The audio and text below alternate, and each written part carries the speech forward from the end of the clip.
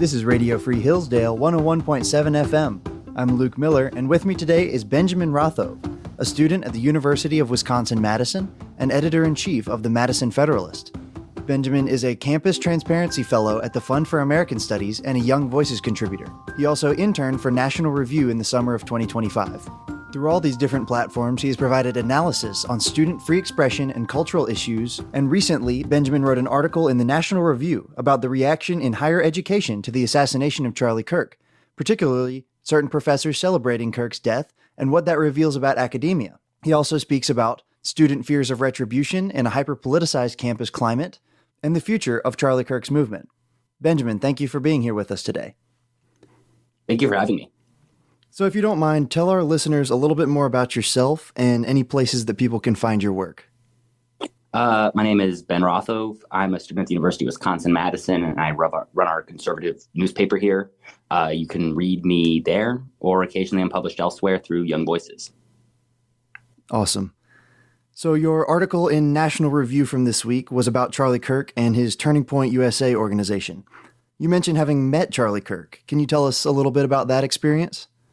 Yeah, so last year when Charlie had his big tour all around college campuses, one of the stops was at UW-Madison, and I debated him because I wasn't thinking Turning Point was doing enough. Now, one of the specific points I touched on was Kari Lake's Senate race. I think that ended up not being Charlie's case, but the fact is that he was right about how he engaged with young people. I didn't think Turning Point was working, but after the election, it was clear that I was completely wrong. Interesting. That sounds like a lot of fun. So what were some of the specifics of your debate with him there? Like, what was the argument? It was Kari Lake's Senate race. I know I talked about that. I was thinking that she wasn't going to win. And then we just talked a little bit more broadly about Turning Point's strategies. And I was thinking that Turning Point strategies to young people weren't enough. Oh, okay. So most of our listeners, myself included, have seen videos and clips of Charlie Kirk debating students at these events. You know, that's a big way he grew Turning Point USA, spreading video of these campus events. But many of us never got to be in your shoes and actually experience what one of those events was like.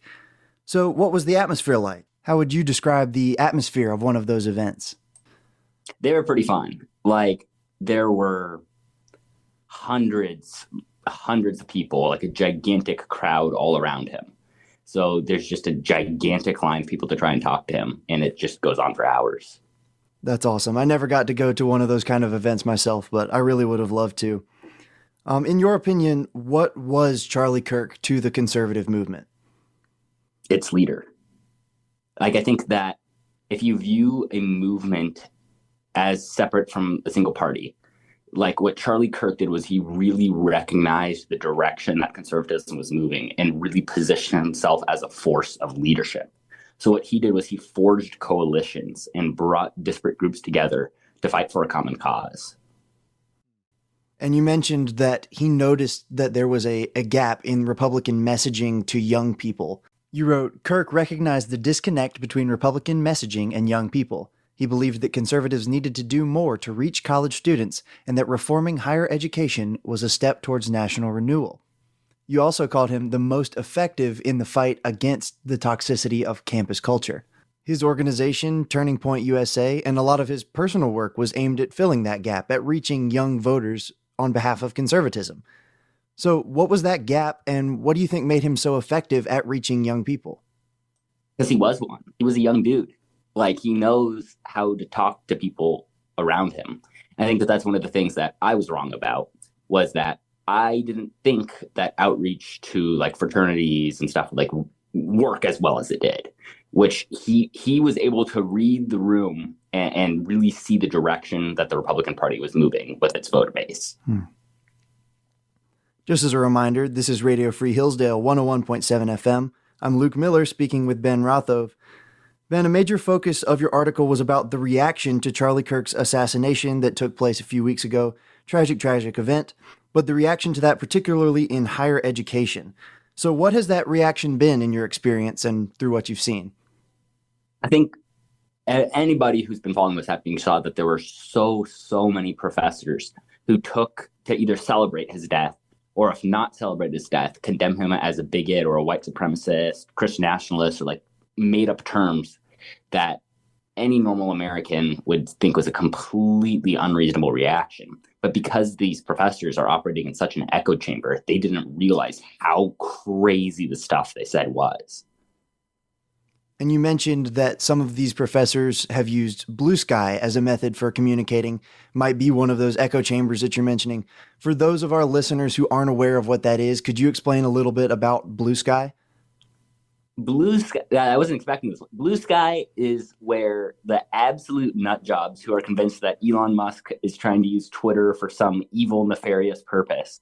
So what they do is they go on to blue sky, which is just a gigantic left-wing echo chamber, where it's not even normal liberals. It's the crazy left-wing liberals who just talk back and forth to each other and just keep moving further and further and further to the left.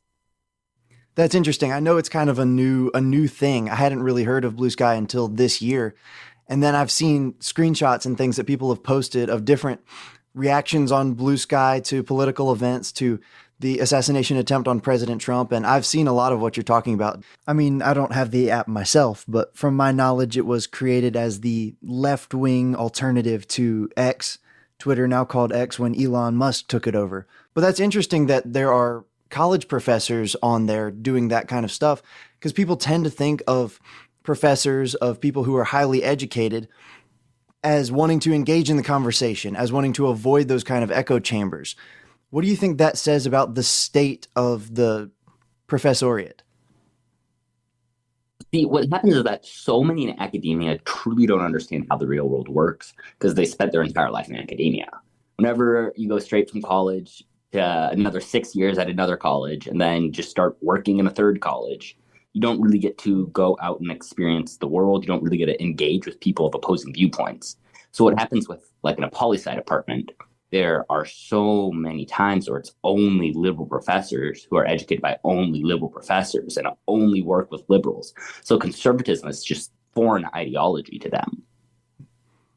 And I know this did not come up in your article, but do you know just off the top of your head an approximate percentage of how many people in academia are left-wing? I don't know the exact number for broadly speaking, but at UW-Madison, they did an analysis of political donations. And 99% of political donations from the humanities department at UW-Madison go to Democrats. Wow. And that's something that I've seen clips of Charlie Kirk talking about professors and their political donations being heavily left-wing. And kind of off of that, you wrote in your article, Kirk's assassination had the consequence of proving that he was exactly right about the decaying state of higher education. So what exactly did you mean by that, and how does the state of higher education affect students? So Charlie Kirk was constantly talking about how universities are not actually places of free speech and are places where crazy liberal professors say crazy things to students. The reaction to his death showed the entire world what these crazy liberal professors were saying. And I think that the effect on students is that it radicalizes some to the left, and then any of the normal ones have to really, really learn how to defend their beliefs. Do you think that also has the effect of silencing political views of people on the right who might be scared? Oh, yeah, for sure. Like the number of times that I hear about students at UW-Madison who have to lie to get a good grade is unacceptable. Just another reminder, this is Radio Free Hillsdale, 101.7 FM. I'm Luke Miller speaking with Ben Rothove. Ben, you talked about the response to Charlie Kirk's death from the left, but what about the response from the right, particularly with Charlie's organization, Turning Point USA? So Turning Point USA is seeing a huge uptick in chapter requests. I know that there's engagement going up in schools all around Wisconsin. And just young people living in like college Republicans. I'm pretty sure we had our biggest meeting since at least before COVID, if not before then. So I think that it's energizing young people to stand up and fight for their views. Because I was scared initially that there were going to be lots of conservatives who kind of go into a shell and self-censor themselves even more out of fear. Do you think there's any credit to the statement that a lot of left-wing pundits are making that right-wingers are going to be radicalized by this, that they might tend toward violence as a way of fighting fire with fire? Have you seen any of that kind of reaction? I mean, I'm sure somewhere out there there's like one or two, but that's not a broad reaction. That's not how the right functions. There's not going to be just mass radicalization from this. There isn't going to be a rise of right-wing violence. That's what distinguishes us from the left. So off of that, what do you think the response should be from the right to Charlie Kirk's death? To go knock on doors and to make sure that the 2026 midterm and every future midterm, or just election in general, that conservatives get out to vote, and then also just go to church, because that's what Charlie would have wanted. So since Charlie Kirk's death, the federal government has had some responses to this as well, like the House resolution a couple weeks ago honoring his memory. And the federal government, particularly President Trump, have also announced crackdowns on left-wing terrorist groups. Have you been happy with the federal government's response to this, or do you think that they need to do more? I honestly haven't been following the specifics of that super closely. I'd be happy with cracking down on left-wing terrorism, though. So I'm happy that the government is exploring that. Okay, at the end of your article, you say, Kirk has become a martyr for Gen Z conservatives, and the institutions he built will continue to shape our future. While Kirk may never see the outcome of his revolution in this life, it is our responsibility to finish what we started. What do you think that responsibility entails, particularly on college campuses and in academia? To not give up the fight, to not see what happened to Charlie and think that, oh, it's time for conservatives to step back, to stop fighting for higher ed. I think that really what we need to do is to do exactly what Charlie did, go to college campuses and try to make a change. Do you think that there's a way for conservatives to try to infiltrate academia, particularly the professoriate? I think a broader, there's like a rise at lots of state schools. They're launching these like civics institutions. I know that like Arizona State University, Ohio State, a few others. I think that that's probably one way to start to make a change. I think another one is just to actually encourage conservatives to be in higher ed. Because I think that there's just one problem is that a lot of them, because they know it's so difficult to get a PhD or something without having to sacrifice your views, just try not to even fight for it. So what would you say to those young conservatives who might be afraid to speak out or afraid to stand up for their beliefs in what they feel are increasingly hostile campus environments? You have to keep fighting. You can't let a lone shooter silence an entire movement. Alrighty, well, that's all the questions that I have for you today. Thank you very much for your time. Awesome. Thank you for having me. Our guest has been Benjamin Rothove, student at the University of Wisconsin-Madison and editor-in-chief of the Wisconsin Federalist. He is a Young Voices contributor who has provided analysis on student-free expression and cultural issues, and his recent work on the response of academia to the assassination of Charlie Kirk appeared in National Review. And I'm Luke Miller on Radio Free Hillsdale 101.7 FM.